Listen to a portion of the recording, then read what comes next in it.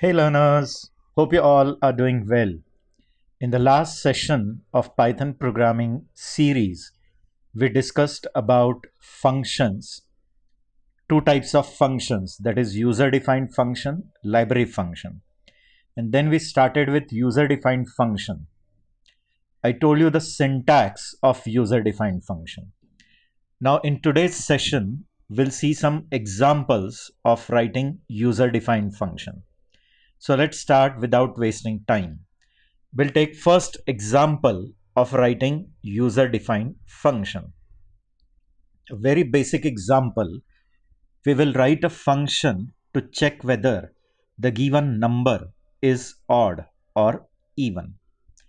So to the function, we are going to pass a number. If that number is odd, it will return false. And if it is even, it will return true. And then we'll use it to test in our main code.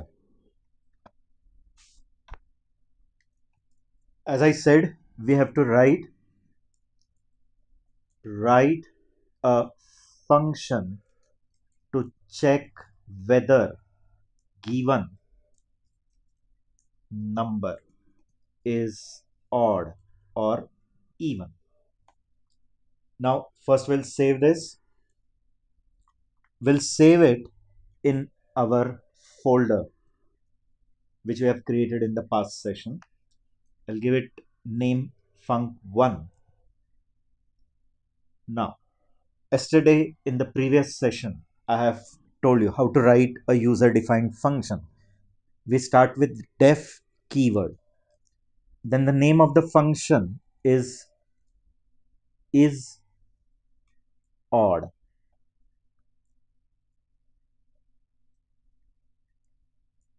Or we can give name as is even. I'll pass n to it as a parameter. Now in if statement, we'll check whether n divided by 2, the remainder is 0. If yes, I'll return true. Otherwise, I'll return false. Now the function definition is over. Now we'll use it to test whether the given number is even or odd. Now let's accept one number from user using input statement. Enter n. Then we'll give call to our function is even. I'll pass n to it. If is even returns true, means your given number n is even. We'll display n is even. Else will display n is odd. Let's execute this code.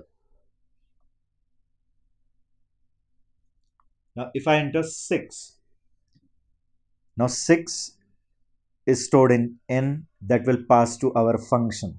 Then the formal parameter name is also n. In that, this 6 will be stored. Now inside that function definition, we are checking whether 6 modulo 2 is 0. And yes, it is 0. So it is returning true. And therefore, the output comes as 6 is even. Suppose we run the same code with different input like 9. Now 9 which we have accepted is passed to the function. The function will receive this n. Now inside function definition, n modulo 2, the remainder is 1, which is not 0. Therefore it goes in else part and it displays 9 is odd. Now let's move on to one more example of writing user defined function. Let's create a new empty file. Now in the next example, what we'll do is we'll write a function to find out factorial of a given number. Now what is factorial, that I'll define. But we are going to write a function, write a function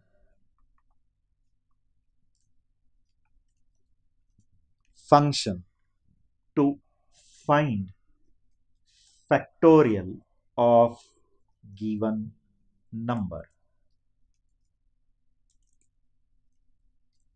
Now you may ask, what is factorial? We'll save this file first in our folder. I'll give name to it as func2. It will get saved as func2.py. Now factorial of a number is multiplication from 1 till that number. That is, if you are finding factorial of 5, so it is multiplication from 1 till 5. Means 1 into 2 into 3 into 4 into 5. And whatever result you get, that is the factorial of n. And note that mathematical definition of 0 factorial is always 1. Now the definition of factorial is clear to you. That is, n factorial is, now exclamation sign is the mathematical sign for factorial. It is 1 into 2 dot dot till n. Now let's define function for this. We'll give name to it as def. Fact. Now def is a keyword by default which indicates start of a function definition. The name of the function fact, to which you are going to pass one argument n. In the previous session we have discussed about formal and actual. Note that your n is formal because it is used in function definition. Now we'll create one local variable f which will be initialized to 1. Then I'll create one more variable I which is initialized to 1. Now remember, this both can be initialized in one statement also. Now f is to store the result of multiplication and I is to keep the count, that whether we have reached till n from 1 till n. We'll start a while loop. While I less than equal to n. So our loop will start from 1 and it will reach till n. And the moment it goes beyond n, the loop will stop. Now f star equal I. Now this indicates you are multiplying the old value of f with current value of I, and the multiplication result you are storing back again in f. Then we'll increment I by 1. That's all. Now this loop will continue till I doesn't reach till n, and the moment I exceeds n, the loop will stop. And every time what we are doing is, whatever multiplication we have done till now, in that we are adding multiplying I, and again the result of multiplication is stored in f. After while loop, we will return the result back to the statement where this function is called. Return f. Now let's test this function. We'll accept one number from user.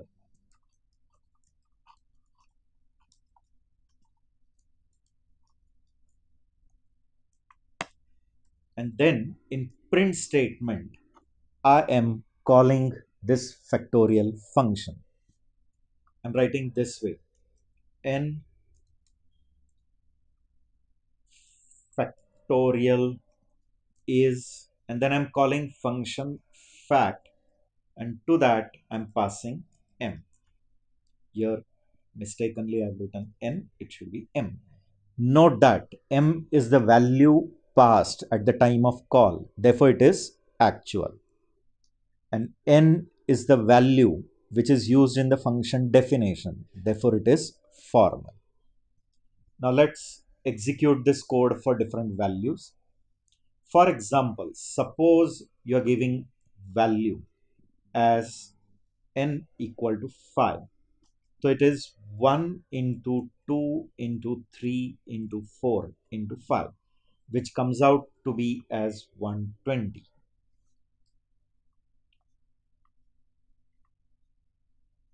Suppose I give value 4. So 1 into 2 into 3 into 4 is 24. We run the same code for different input. Suppose 5. It gives answer 120.